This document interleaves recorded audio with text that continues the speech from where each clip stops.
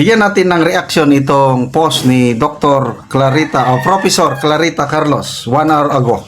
Sabi niya, this agency has 1 billion intelligence fund but didn't know the citizenship of cabinet members. Yaks!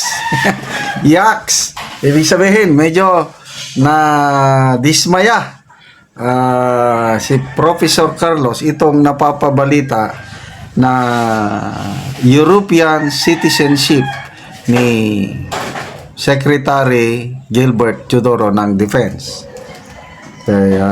Nai-report po ng Manila Times na si Secretary Teodoro dual citizen siya, European citizen by virtue of his passport na galing sa Maltese passport. According to Manila Times, nabigyan siya ng Maltese passport noong 2016 at mag-expire 2026. Kompleto. Mayroon pang passport number, birth of place, date of birth, kompleto. So ito, kaya nakapag-post si Professor Carlos, ulitin ko, the agency has 1 billion intelligence fund but didn't know the citizenship of cabinet members. Yaks! Yaks! Yaks! Magbasa tayo sa mga comments, ha? Skipper PN, Maltese, Pinoy, dual citizenship, dual allegiance. Neil Robert Alagos Duterte, how about the citizenship of the first family and other government officials? Tatanong na.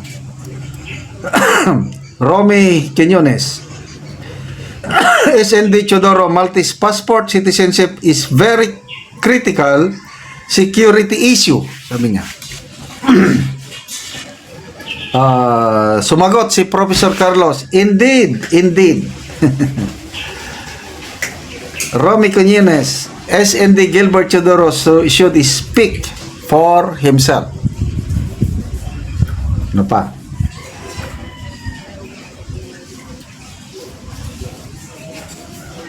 Okay, so in fairness, mayroon ng sagot mabilis ang sagot ng DND. Ito, statement. ABS-CBN News 1 hour ago, sabi dito, the Department of National Defense clarifies that Defense Secretary Gilbert Teodoro's alleged Maltese passport, as reported by a newspaper, had been surrendered and renounced prior to his filing of candidacy in 2021 for the 2022 elections. Ito ang statement ng DND. Basahin ko, Kaya ito maganda. Sagot kaagad. Very good po sa DND. Sabi, the alleged existing Maltese passport of Secretary Gilbert Teodoro was surrendered and renounced prior to the filing of his candidate of candidacy in 2021 for the 2022 elections.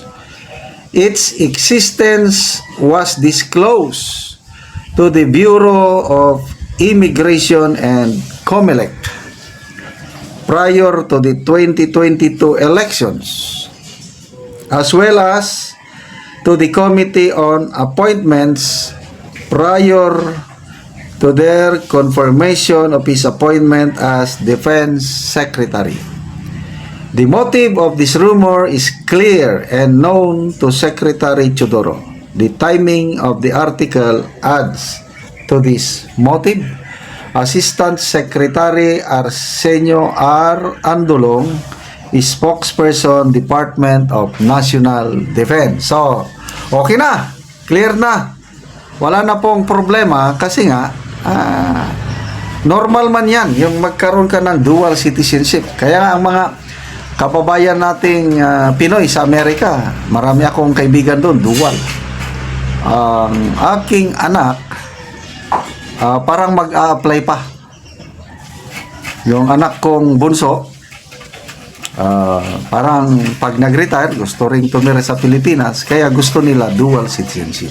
So, wala pong problema na kung na-surrender. Tama yung ginawa ni Secretary Chodoro. Ito lang, ano yung sinasabi niya na motive? The motive of this rumor is clear and known to Secretary Chodoro. Mayroong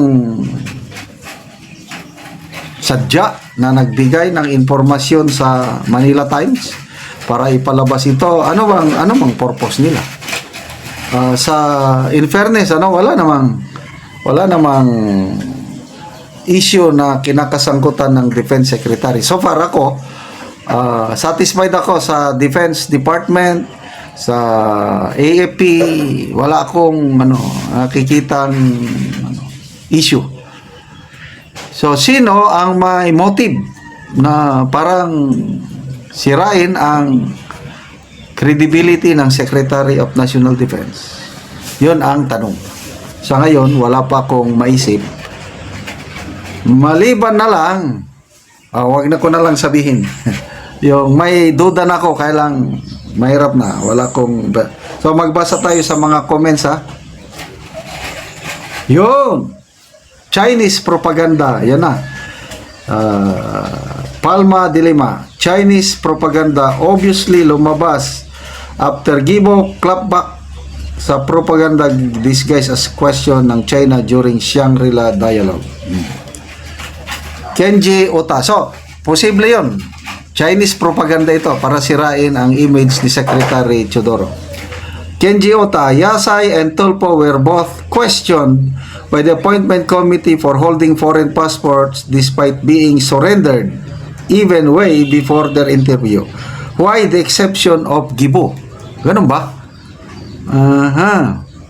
Na-surrender din pala itong si Yasay and Tulfo. Yasay, DFS Secretary ata panahon ni Digong. Tatay Digong. Ramsey Tuazon, okay, but why did he have that passport? Was it just honorary business and investment confirmed to investors? Nabasa ko sa article ng ang basihan ng Maltese government is investment. So more on business.